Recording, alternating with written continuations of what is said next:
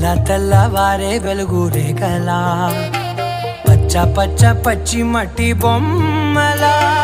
అల్లి బిల్లి వెన్న పాల నురగలా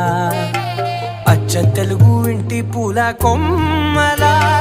దేవదేవుడే పంపగా ఇలా దేవతే మా ఇంట అడుగే పెట్టెనంట బ్రహ్మ కళ్ళలో కాంతులే మా అమ్మలా మా కోసం మళ్ళీ లాలి పాడేనంట. వచ్చిందమ్మా వచ్చిందమ్మా